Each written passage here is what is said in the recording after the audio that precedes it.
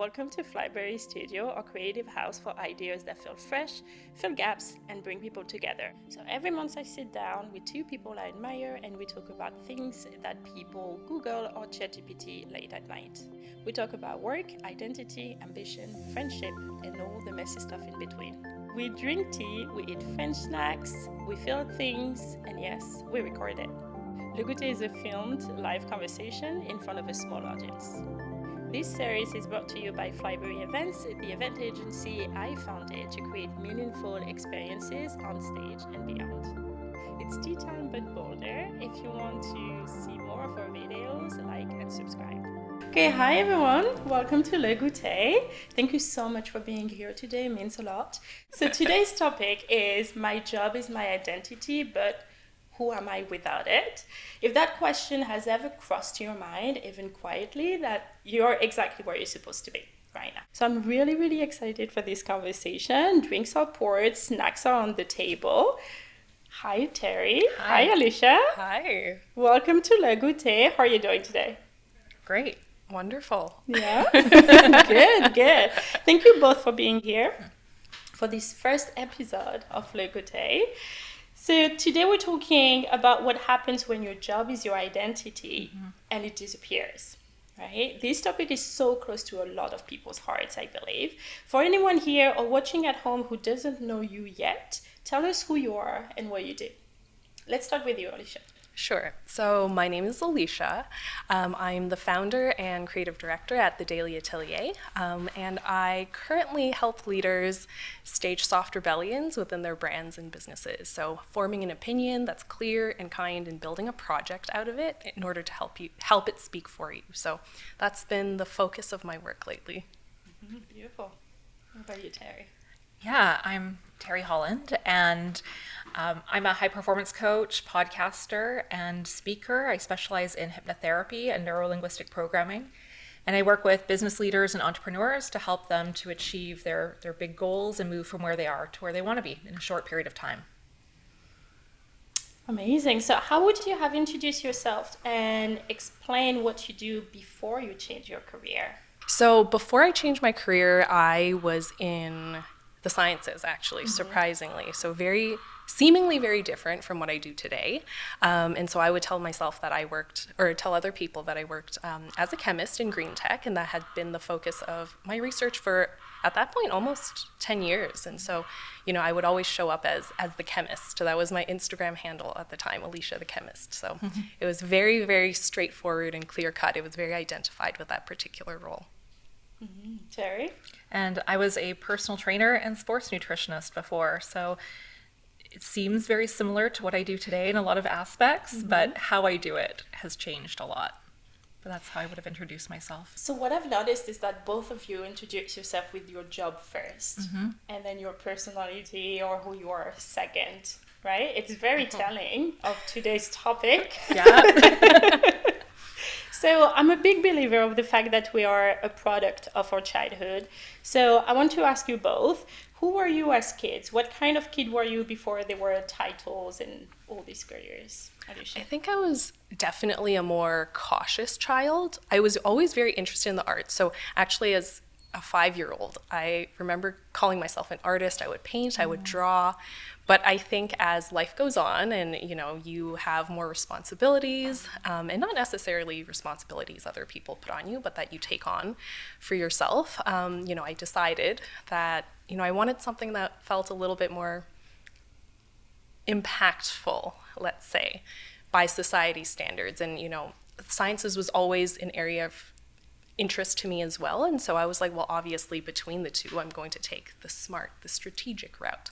And that's kind of how I found myself down that particular path. And Terry? Yeah, when I was growing up, my nickname was Mouse, and I think that summarizes all of it. And that's because I was so shy. I was so quiet that, if we were out at a family gathering, I would not use my voice. I would be silent. And so if I needed something, I would go up to one of my parents and I'd whisper it to them. And so they started calling me Mouse because my parents had friends who had literally never heard me speak and wondered if I even could speak. And I was just so shy, so quiet, and that's who I was as a child. So it's funny that today you're kind of the opposite of that, because you want people to hear your voice and hear what you have to say. So why did you go into, so let's backtrack a little bit. Sure. You answered that question a little bit, Alicia, but how and why did you choose the personal training, career? Yeah, well, I was, before I was a personal trainer, I was an actor. So if we go a little further back, which is a big difference from being a little shy mouse to suddenly becoming an actor. But the reason I chose personal training was that I went on my own fitness journey. While I was an actor, I was working in restaurants and I hated it. And I was loving working out. And I kept joking with my husband that maybe I should be a personal trainer because I love this. And it was funny to me because I was never an athlete and I was never into fitness before. And then one day he said, well, why don't you do it? Like, what's stopping you? And so I went back to school. I became a personal trainer. And I thought that that would supplement my acting career and I would remain an actor. And then one day I heard myself telling a client, I used to be an actor. And I thought, oh, when did I decide I used to be? I don't remember deciding to stop, but it felt right at the time. And I found this new passion through personal training. So that's how I ended up there. Interesting. And so when you look at who you became in your careers, let's say at the time, how much of that was you and how much was you trying to be the person everyone told you were, especially for you, Alicia, I would say. Yeah, so I think that was probably why I dove in headfirst into that particular role. Like, I think I was maybe 13, 14, and I remember my teacher saying, oh, she's so good at chemistry, like that's her thing, that's what they do. And soon after, you hear other classmates say it, you hear other people say it, and you're like, yeah, that makes sense. And obviously being the overachiever, people pleasing doesn't come far after that.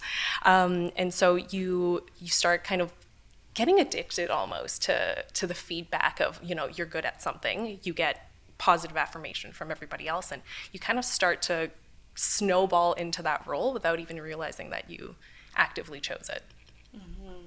What about you? I feel like you loved your life as a personal trainer anyway. I did, yeah. I really loved it. And for me, it wasn't so much that I became a trainer because people were pressuring me to do that or thought I should do that. But once I was in it, it was the feedback I was getting from my clients that they were getting great results, and that made me feel really good, and that kept, building up my self-esteem and confidence, and I started attaching my worth to the results that they were getting. And when did your job stop being something you did and start becoming who you were? That's a great question. I think part of it was, again, when people started reflecting it back to me. I think that was when I started seeing it as, oh, this is who I am now. And I think because I fell in love with chemistry at a very, very early age. And so I hadn't really asked myself those questions that I think we do now, where it's like, oh, well, what else do I want to explore? What else do I want to be? So I was like, this is what I'm good at. This is what I love. Other people are also, affirming this for me. So, I feel like that was kind of how that story started. For you too. Yeah. Along those similar lines, like it was seeing the results my clients were getting, and I started really attaching my identity to that I was the person that could help them. Or if they didn't get results, I would take that on too. So that was also becoming a big part of my identity. And I was the person that I had my cell phone on 24/7. They could text me if they needed help, if they had questions, if they had a problem, and my whole world became about, I'm a personal trainer and this is who I am, not what I do anymore, but who I am. So for both of you, it's because of external validation, let's say. It's because of these people telling you that you're good at it. So it became your identity at that point. So Terry, you said before the podcast about your job that I loved it so much it was killing me. I'd like to talk about the my job is my identity and it's killing me moment. Why did you stop? So there were a few things going on in my life at the time. So I was working a lot, like way too many hours than a person should work. And I was justifying it because of that, because I love my job. I love what I do. So it's okay to work 12, 14-hour days. It's okay to work on a Saturday. It's okay to slip in a few clients on a Sunday and then do my admin work after. It's okay to answer a text at 11 o'clock at night. This is what I love. And so that was happening. And at the same time, because I was in this whole fitness world, I got into fitness competitions. And so I was also overtraining myself and over dieting. And the third thing that was going on is that I have an autoimmune disorder. And I thought I was managing it well, but really a normal person shouldn't work 14-hour days regularly. Yeah. And then add in an autoimmune condition on top of it, and the dieting and the overtraining, and that's where it started to become really problematic. Yeah. And so for you, Alicia, tell me about the first moment where you thought something about this life I built is not okay. Yeah, and I think just echoing off of what you said, just like the 12, 14-hour days and, thinking to yourself, well, everyone delays gratification. Again, that's the smart thing to do up until it gets to the point where it starts to harm you. But I think the first moment that I started noticing some amount of harm was that, I wasn't really able to focus at work anymore, that I wasn't happy doing the work that I was doing. And I remembered, at the time, I was working in a research lab, and essentially the next steps would be laid out for what you would do. So it would be, to get your postdoc, and this is the company that you work for. And I think we were already in partnership with that company, and I remember it was in Detroit, and just in the dead of winter, it was foggy, it was cold, I was looking out over the lake, and I was like, oh God, this can't be the rest of my life. Like, this doesn't feel good anymore. This doesn't feel right. But again, you tell yourself, well, it's only for a little bit. It's only for a little bit. So you kind of brush that voice away until it comes back to haunt you later. Yeah. When was the moment for you? It was sort of a series of moments for me. I started noticing I was tired all the time. Like, even after a full night's sleep, I would wake up exhausted. I wasn't enjoying what I was doing anymore. I was constantly getting colds. Like, it seemed like I was always feeling under the weather and run down. And I started going to my doctor with symptoms saying, like, I'm tired all the time. And she would say, Terry, you can't work as hard as you think you can. You need to slow down. And then I would go back maybe a month later and say, my hair's starting to fall out. And she would say, you have to slow down. And the final moment came when she ran some blood work, and it showed that my cortisol levels were so low because I had been so chronically stressed for so long that I couldn't produce enough cortisol anymore. And that's when she said, it's no longer about slowing down, it's a stop now. And so that was the final moment where I finally got it, and it finally sunk in that I couldn't continue this way. Yeah, you didn't have the choice anymore. Exactly, yeah. I couldn't, there was no more pushing through it. Yeah. So you loved your work as a personal trainer, even as it was hurting you, as you said. Your doctor was saying you needed to slow down, and you wouldn't at that time. What did that identity give you that made the sacrifice feel justified? It was, my whole self-worth was wrapped up in that, because I felt like I was making an impact with people, that I was doing something of value every day and changing people's lives. And so that was a huge part of it. And also there was the financial gain. I was making a good amount of money, and so there was, all of that chatter in my head about, if I don't do this, if I don't work as hard, what does that mean? What does that mean about me as a person, that I can't hold up to this level? What does that also mean for my bank account? Like, what would that look like for our household if I slowed down? So it was, my entire self-worth was wrapped up in it. And for you, Alicia, you shared previously, I know what it feels like to lose the identity you thought defined you, and how it feels trying to dig yourself out of a grave you so lovingly built for yourself. That's powerful. So your academic path was prestigious, it was clear. What did that identity give you that made it hard to actually walk away and to dig yourself out of that grave? Yeah, so I think it was, looking back, I think part of it is the illusion of stability, because, whether you're in a corporate role, an academic role, there is a path that you can follow. And so, there's a lot of cognitive load that is released, not having to think about that. So I think that's kind of what it provided. And also, I think just not wanting to let other people down. I think that was a really big one, to get to a certain part of, an academic career. There's a lot of people backing you. There's a lot of people who bet on you. There's a lot of people who are willing to put money into your ideas. And so, it's not just walking away for yourself, but it's also, if you're walking away, you are disappointing a lot of people. And so, that was something that I didn't want to give up just yet. So it's going back to that people pleaser. Oh, 100%. You know? 100%. So Terry, you said that at some point your doctor was saying you have to stop, like you don't have a choice anymore. Yeah. What did it feel like physically and mentally when that identity collapsed?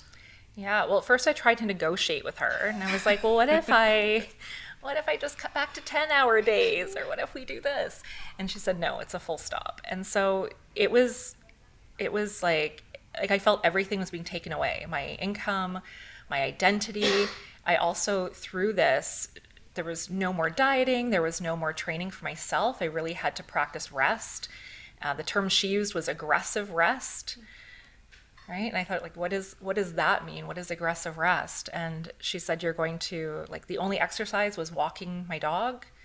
And she said, you're going to lie around on the couch a lot. You're going to watch a lot of TV. You're going to nap. You're going to read books. And you're going to stop everything for a while. And so I really felt like everything was taken away, and I didn't know who I was. I didn't know what to do next. And I went through depression and anxiety, and I just felt completely lost. So describe to me a day when you were actually completely lost.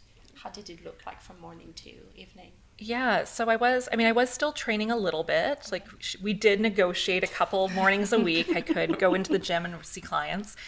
But the majority of the time I was just at home and trying to figure out like what my next steps would be and what they would look like. Trying to rest, but it's like I found it really hard to actually rest when my mind was so busy thinking, well, what's next? What do I do? How am I going to live my life? How am I going to be a person of any value if I can't work, if I can't do anything? What am I going to do? It's funny. It's like rest feels so unsafe in those moments when you're in that in-between. Resting feels like the worst thing you can do, even though you really need it. Totally.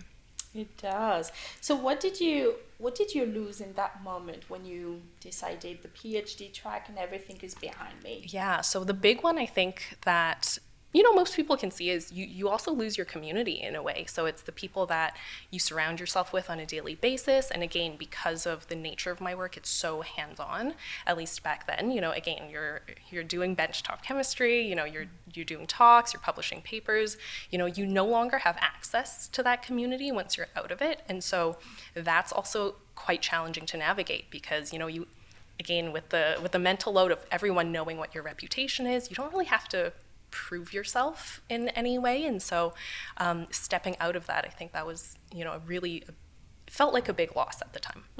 Yeah. Okay. So loss for both of you. Like you lost your identity, a part of yourself, I would say. Yeah. So in different ways, you both lost the thing that defined you almost overnight. Terry, your business and fitness identity. Alicia, your academic professional identity. What's something you've never said out loud about that period of your life? Let's start with you, Terry. Oh, man.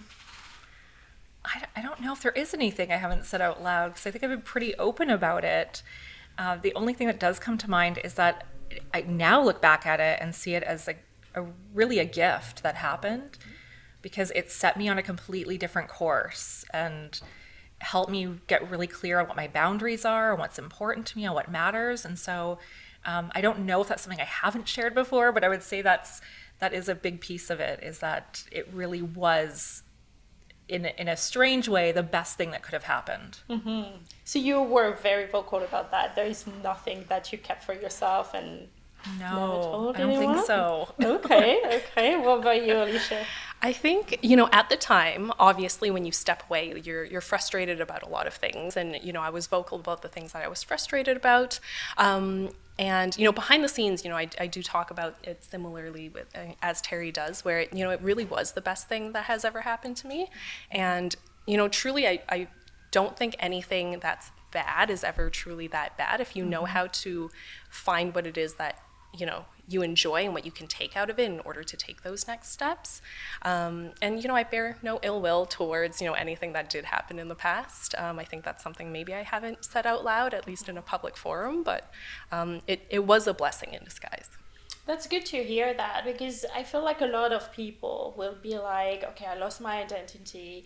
Now what do I do? You know? And when you are stuck in that moment, you don't realize that it's actually a blessing and there is a light at the end of this tunnel. So both of you talked about loss and things like that. Is there any other adjectives that you would like to add to that? Maybe you felt empty. Maybe you felt like, did you feel like your body was betraying you in some way, or did you feel like it was a failure? 100%. Yeah. It's, I did. I really felt like my body was failing me. I was angry at it.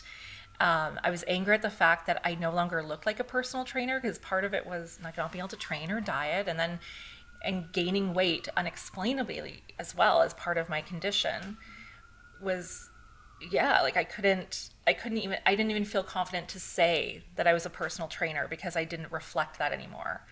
So I had a lot of anger at my body, and it's taken, like 10 years to really undo all that and to finally come to a place of acceptance with it. So tell me a little bit about that. Like, how you said it took you 10 years. What did you do to actually love your body again? Oh, it was such a slow process. I think the first thing was actually starting to shop for the body I was in. Instead of buying clothes, I was like, well, this is just temporary, because I'll get my body back to where I want it to be. And so I would just wear like leggings and hoodies and stuff and try to hide my body. And then one day I had this realization of, no, this body deserves cute clothes too. So let's work with what we have right now. And just that started to shift my thinking of seeing myself differently again, and coming to accept my body more. And then starting to, I think the part that took the longest was recognizing I can never go back to working out the way I used to, that my body won't tolerate it anymore. And so just being grateful for what I can do, and appreciating the small workouts, or just like a really good walk, and appreciating that, yes, I can do this much. And this is just as valid as when I used to work out for 3 hours a day. This is just as beneficial, if not more beneficial, because I'm not hurting myself anymore. And so that's what's taken the longest, is coming to accept what my body can do and is capable of, and where those limits are, and respecting those limits. That's really good. Yes, you have to respect your body and your limits, for sure. Alicia, what do you have any adjectives that you want to add to what you felt at the time? Yeah, so, I know we focus a lot on, anger and frustration and loss, but I think something that was very surprising to me was also the sense of relief. Because if you love your job to death, essentially, you're trying to hang on, you're trying to, find the light at the end of the tunnel. And, I always liken it to staying in a relationship longer than you should. So I'm sure, most of us have gone through breakups in the past where, at the end of it, you're like, oh, thank God, like, why didn't I leave sooner? Do you know what I mean? And so I think, part of it was that it had gotten so toxic that, there was a sense of relief, which, gave me a little bit of hope too, that it was the right decision. Okay. Yeah, so we don't talk a lot about relief, and at the end of it, you're totally right. So a lot of people need to rebuild themselves for many reasons. It can be burnout, it can be layoff, it can be illness, or a life event. I would like to understand the shift between the identity loss and your new self. So what was the first thing that actually helped? Not fix everything, but just help to maybe stand up again and rewrite your story. Yeah, well, I was in an entrepreneurship community at the time, and through that community, I was introduced to neuro-linguistic programming and hypnotherapy and timeline therapy. And that's where I, using those tools and learning about them, started to really help me to see myself differently, rebuild my confidence, start to see that my self-worth is not dependent on a paycheck or on a title, but just because I exist, I am worthy. And so that was the start of it for me. Okay, realizing that you're worthy of it. Yeah. Very soon. Yeah. Okay. What about you, Alicia? Yeah, I think part of it is just surrounding yourself with people that see you as more than just a job, because I think when you lose such a big part of yourself, you feel very lost and confused, and there's like this big chasm that it feels like you have to cross. But there are people that are in your life, hopefully, that see you as more than just that role, whether that's close friends, close family, that can reflect other characteristics of you back to you, so you can hopefully start to fill that void with things that make you a little bit more resilient, instead of something that, can be easily taken away, like a job, right? So, So do you feel your community is very important for you? Yes, I think so. And I think that's, the biggest thing to focus on if you're going through something like, identity loss or job loss, find people that see the light in you and can reflect that back to you. Do you agree with Absolutely, that? yeah. Did it help you? Yeah, for sure. Having a good support system, I think, is vital. Yeah. So did entrepreneurship help you reconnect with yourself, or did it bring new identity pressure? Because both of you are entrepreneurs. Yeah. So I want to understand if it brought you, new identity pressure, or if it was actually helping. For me, I thought it helped a lot because it was maybe the first time where I could explore on my own terms and kind of ask myself, well, what is it that I want to do? And what is it that I actually like? What kind of projects do I want to put into the world without having, an entire panel looking at you and assessing your ideas and assessing your work? Because that was what I was used to before. So the ability to hold my own opinion, have my own ideas, really connect with my own voice and then create a project out of it. I think that entire process, which everyone knows in entrepreneurship is just an ongoing repetition of that, really helped me find myself again and develop, again, those strong beliefs and ideas and opinions that I think are what makes me who I am. What about you, Terry? So because I was an entrepreneur before, when I was a personal trainer, it's done both for me. That's where all that initial pressure came from. But I think what I've come to learn is that through entrepreneurship, we can reinvent ourselves over and over. We're never stuck. And once you learn those skills of, how to be confident, how to represent yourself, how to make your own money, then you can transfer that into anything. And so it really is that personal power of being able to change your identity, pivot wherever you need to, and constantly reinvent yourself and what you do. So to reinvent yourself, do you feel like you have to lose a little bit of the old self? Yeah, I would say so. I think, maybe not your old self, like not who you truly are, but letting go of the old beliefs that were holding you there, or the habits that no longer work for you, or the environments that no longer support you. What about you? What did you have to let go to? I think it's the same. Yeah, just different ideas and habits and ways of doing things, I think perhaps is the trickiest one, because sometimes you don't notice what those, patterns of behavior are. But once you notice them, then you can start to build new pathways, in your brain and in your habits in order to move forward into something that's new and more helpful.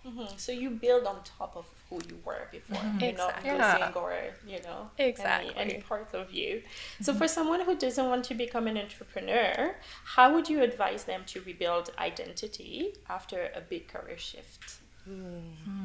I have something controversial to say. Okay, great. Go ahead. So we always, with my corporate friends, a lot of the times, I hear them say, oh, well, it's so important to have a hobby outside of work. And I'm like, yes, but at the same time, your hobby isn't going to save you if there are things that you're avoiding at work and things that are, causing you distress. That becomes an escape mechanism. And so I'm very much a firm believer of addressing the root cause of, why you're so wrapped up in having a role as an identity instead of just the symptoms. So my advice would be to take a real strong look at what's bothering you at work, whether there's specific frustrations, maybe something that makes you angry, and see if there's a project or an initiative you can take on in order to change that.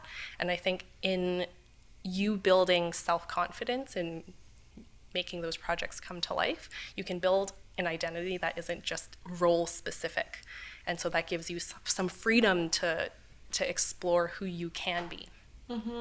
So what is controversial in this is that the hobby is not going to help you? It's not the solution. It helps, but the analogy is that you're pouring into a bucket full of holes. So I'd rather you patch a couple of holes instead of just continuously trying to fill up something that's not quite working. I love the metaphor for you, Terry. It's a great question, because I don't think everyone should be an entrepreneur. It's not an easy path to go down. And so I think very much like what Alicia was saying, like look at what is working for you, what doesn't work, and starting to see what you can change or pivot. Maybe it's just you need a new project to work on, or maybe it's time to talk to who your manager, whoever you report to, about something that's more stimulating for you. Because often I think it's just that people become bored and they need a new challenge, or they need a new project to work on. And so what small steps could they take? I think it just starts with that, like having conversations with the people who can help you. Yeah. And just really being attuned to your own emotions. I think a lot of the times, at least coming from more of a scientific background, that was never emphasized. And also, in corporate as well, it's like, oh, well, don't rock the boat too much. But I think being very attuned to how you're feeling and not dismissing it, and then taking a look at how you might be able to change your surroundings, whether that's a new project, maybe that's working with a new team. I think that's a easier step to take if you're on the verge of burnout. That's great. How did your breakdown and illness become part of your credibility instead of something that disqualified you? It really shaped my next step. So once I did go into coaching and high performance coaching, I work with a lot of women who are in burnout, whether they're in the corporate world or they're in entrepreneurship. And so the fact that I have experienced it automatically adds to my credibility, that I understand where they are. I also think that once you've gone through something like that, it gives you a lot of resilience. And to be able to help someone else or walk beside them through that journey, you need to have that strength to be able to support them. So you think it's a strength for you? Yes, definitely. It has helped you. If you didn't have that illness, what do you think? Do you sometimes think about the life you could have had? Sometimes, yeah. I think it's only natural to think of that. Like, what if? But I think what it's given me is I have such clear boundaries now. I have no problem saying no if I don't want to do something, if something's not aligned with me, if it's going to take too much energy or peace or mental space. It's very easy for me to say no. And I set really clear time boundaries with my clients, with everyone in my life, of what gets my time, what gets my energy. And so I think without that, I don't think I would have that. I think I would just stay on that hamster wheel constantly spinning. And who knows what that would have led to. What about you, Alicia? Oh, sorry, can you repeat the question? That's totally fine. Do you think sometimes about the life you could have had if you stayed in your I do, because at the end of the day, I do love chemistry. We always joke that, or I always joke that my first love was never a person. It was the structure that it gave, and the way that you see the world, and that we're all made of the same things. And I think there's a great equalizing perspective in that, and I think it's really beautiful. But I think that the freedom that I have now in being able to recreate myself in however way I want, that's not something that I would want to give up, because I don't think that it would be quite as easy if I was, still in my previous life. Okay, so if someone who is listening feels like my job was my identity and now I'm lost, we talked a little bit about the little steps that they can take, but I would like to be more practical with that. So what is something that helped you move forward that someone watching might try, like a healing tool or a practice, or we talked a little bit about that, but I want to go deeper into that question.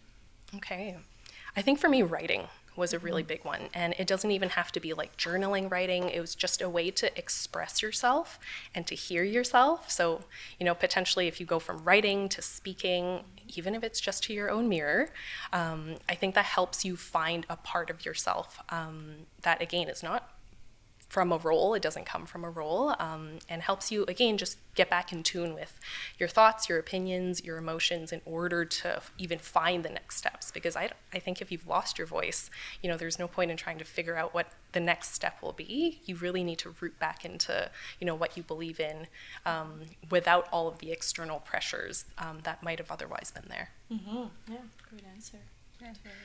I would say meditation, and it doesn't have to be an hour or even 20 minutes, but just getting quiet, intentionally quiet, at least for a few minutes every day, and sitting silently with yourself.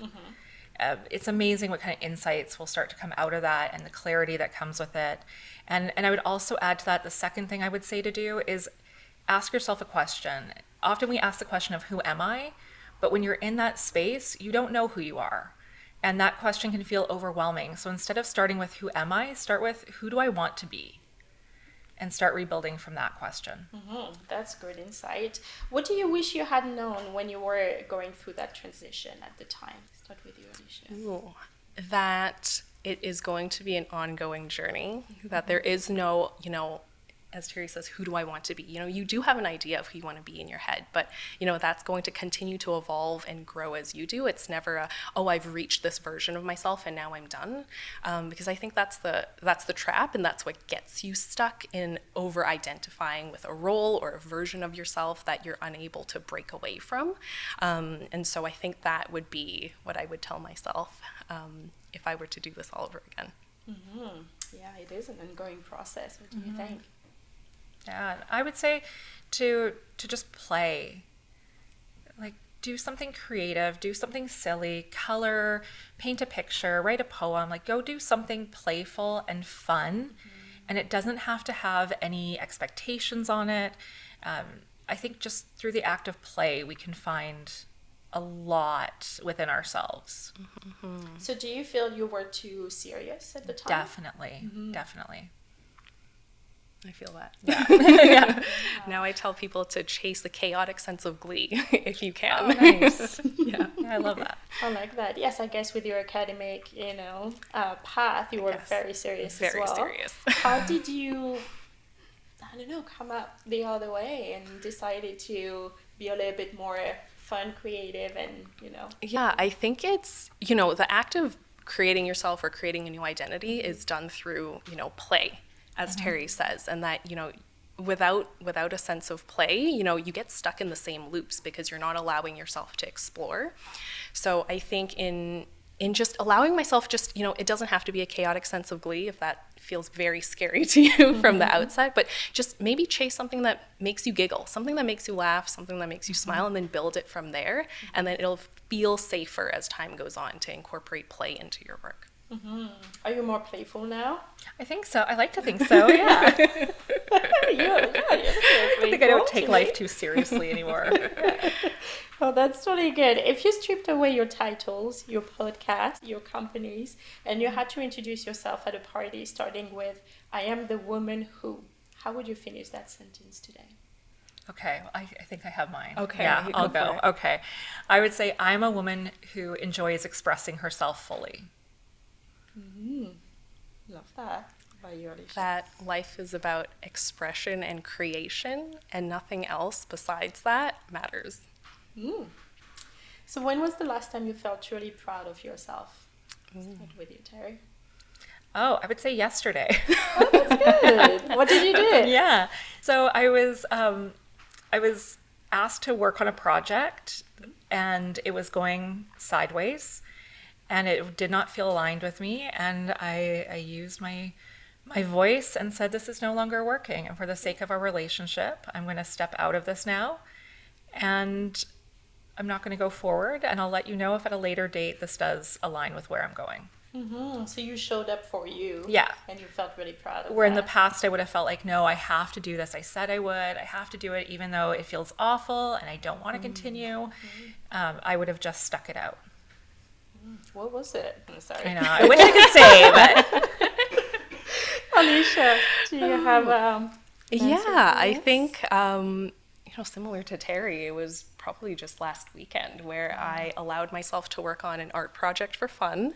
I started painting again, which was really lovely. And again, it's not for public show or anything, but just something that I get to do for myself, because I don't think I would have allowed myself to do that 10 years ago, because if it doesn't contribute to the ever so important ROI, why bother, right?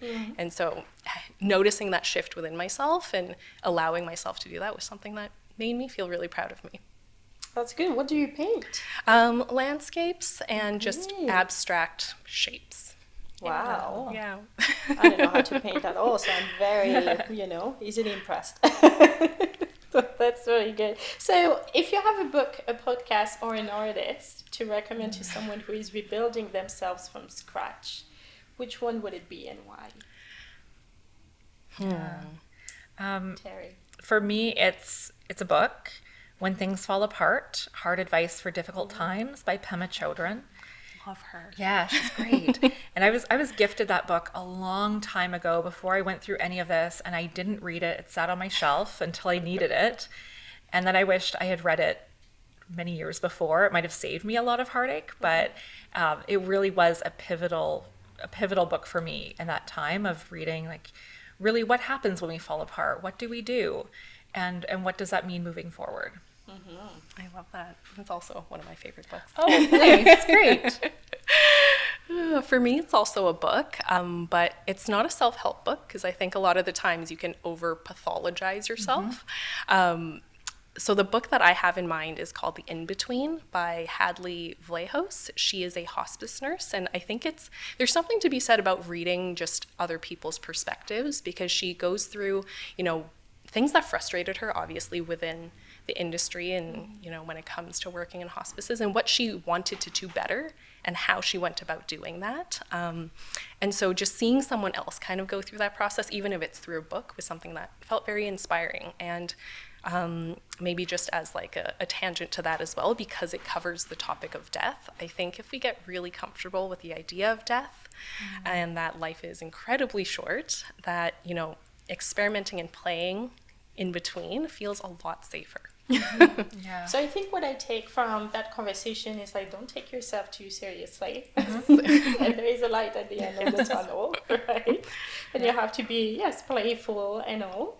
So do you want to add anything to this conversation? Anything that you felt like you haven't shared? For me, no. I think maybe for me is that, especially as women, having an opinion is extremely important, and getting in touch with emotions that might otherwise be seen as negative is even more important. So whether that's anger or pain or suffering, to be able to sit comfortably with that, not necessarily react immediately from it, but to be able to sit with it, analyze it, and see, what changes you want to make, and by extension, what you love in opposite to that, is something that I really recommend.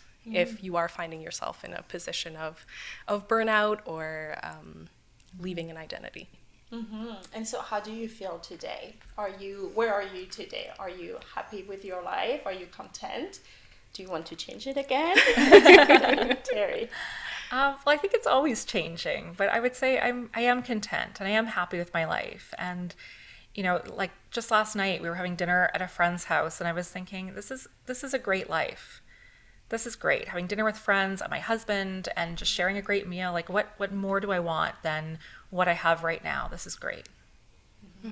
Yeah, I am very happy with where I'm at now, and I think I am also a little bit in flux as well, with a lot of my creative work and my brand work. I've shifted it a little bit more into strategy and speaking for myself and for others as well, and so I think it's a good reminder that, things are always going to change and evolve, but at the same time, the lessons that you learn every single time you do that stays with you. So you're not starting from scratch ever again. That's really good. Thank you so much. This has been really, really insightful. We're going to open the floor to the audience for questions. Does anyone have any questions? You don't need to come here or anything. You can just, show your hand and ask your question.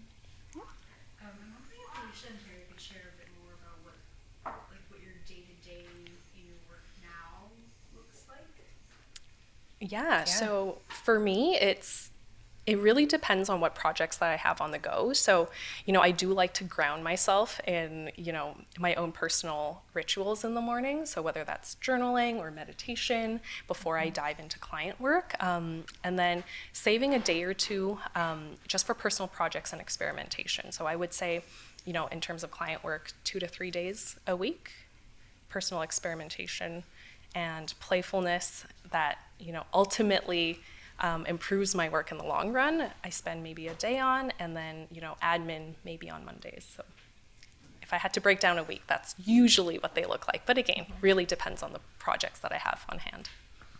And very similar for me. I block off my mornings. My mornings is to set time for me to get my day set up. So whether that's, Usually that includes some meditation, some movement, whether it's walking or doing some kind of exercise or stretching, and just really getting my head straight for the day. And then I will only see maximum 3 clients in a day. I learned my lessons from the past. So my one-on-one client work, I keep very contained. And then the rest of it is planning workshops or doing other creative things in my business. Similar to Alicia, I set aside 1 day a week where I do all of my creative stuff in my business. So I record my podcast, I create content, and that's the stuff that really fills me up, that I love working on. And then I set aside some admin time every week to do my admin work, so that's not bleeding into my personal time. And I always, I also like to color code my calendar now. So I have like client time is green, color code my calendar now. So I have like client time is green, working on my business is blue, other like networking activities is yellow, but then Terry time is purple. And so I make sure that there's always a lot of Terry time on my calendar for things that fill me up, so that I know if I don't see enough purple on the calendar, something is slipping and I need to take a look at it. I have a lot of colors on my calendar. It is insane. Any other questions? Yeah. Can you tell us, both of you separately, what was the period between when you stopped and when you started? I think the immediate aftermath of just stepping away, I'm pretty sure I was catatonic for like 2 weeks, where I just, it was, part of it was probably, feeling very disconnected from community. There was probably some depression involved with that.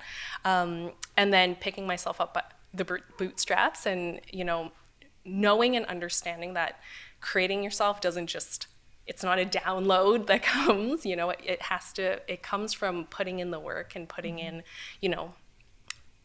developing out projects that, again, speak to you. And for me, that took a while. I think it was maybe a year after that of just experimenting and, building personal projects before I really found my way back into, what I'm doing now.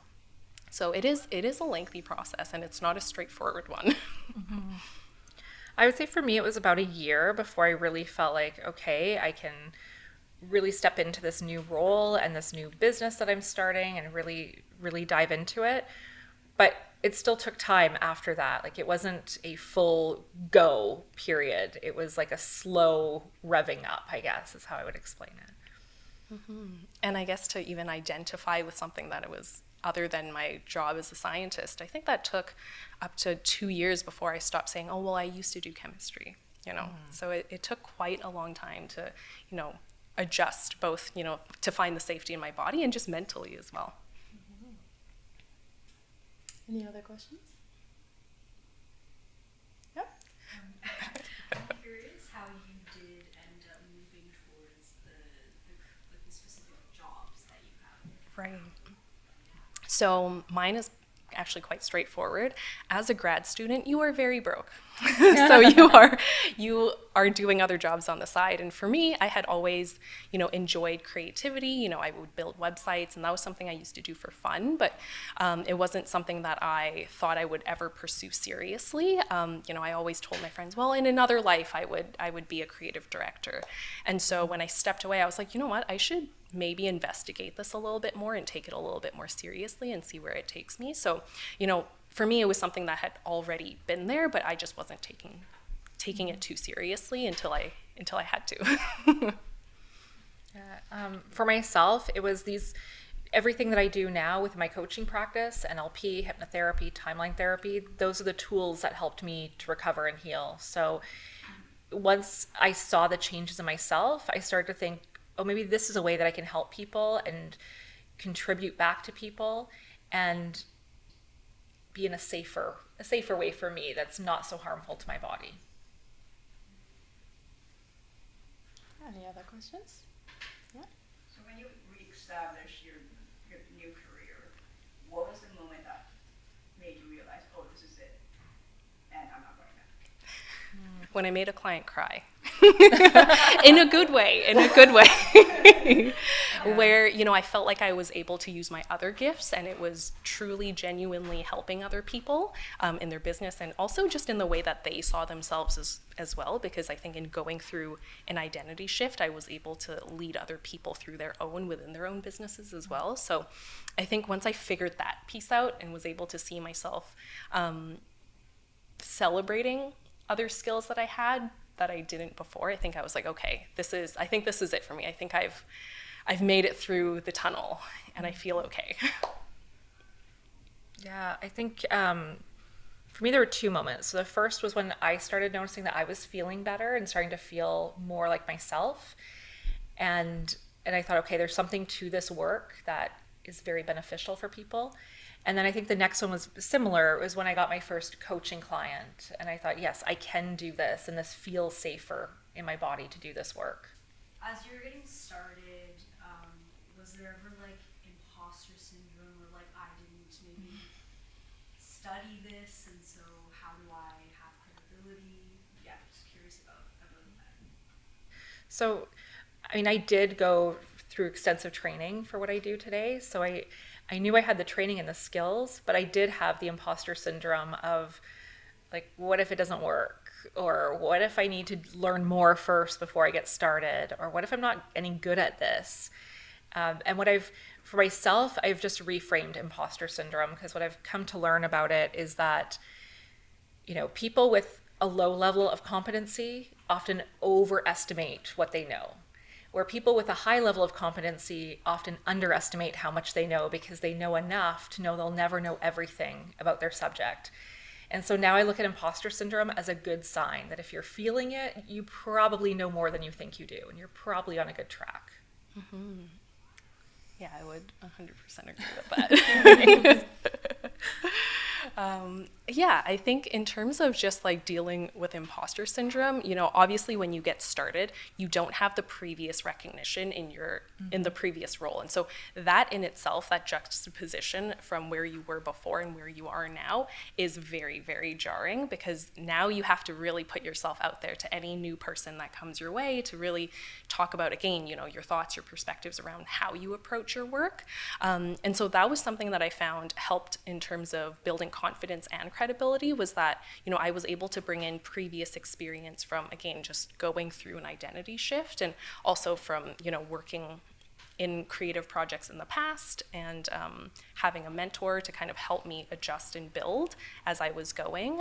That was something that was, yeah, very, very helpful. Yeah. Any other questions? I think to add to that, what helped you guys at the beginning of your entrepreneurship? Because that can be such a daunting process. So like you mentioned having a mentor, did you have any other tools or any other support systems that helped you both at the beginning? Yeah, so I guess for me, little bit of a story was that during the time when I had also left, I had a couple other friends who were kind of in a similar situation, and so we ended up building a business together during that time. And so having other people, you know, and it doesn't have to be a business partner, you know, again, it could be other mentors as well, was something that was, I think, pivotal for me, because I think that when you have to be responsible not to yourself but also to other people in order to learn the skills you need to learn in order to be successful, I think that really helps, you know, light a fire under your butt and to get you over your fears pretty quickly. So yeah, I think that was for me something that was helpful. And, you know, over time I stepped away from that business, but I learned so much, and I wouldn't be where I am today without having done that with two of my other friends. And very similar, I hired a business coach to help me figure out the business side of what I was doing and how to build what I wanted to build. So that was very helpful. And then finding networks of people. I would go to lots of networking meetings and meet with other entrepreneurs and learn from their experience, and that was really beneficial as well. So to the question, my job is my identity, who am I without it? What would you answer today? I'm Alicia. That's it. You know, I'm everything that my opinions, experiences, and beliefs, you know, come together as. And of course, those things can change and evolve over time, but I think that's the most robust way to see and understand yourself, because those things are under your control and those things are how you see yourself, and nobody can take that away from you. So I think that's where I would end that. Sorry. And I would say I'm someone who's having a very human experience and continuously evolving. Love that. Thank you so much to both of you for this insightful conversation. Thank you to the audience for being here today. This is the end of our podcast. But if you have any more questions for Terry and Alicia, you can stay and ask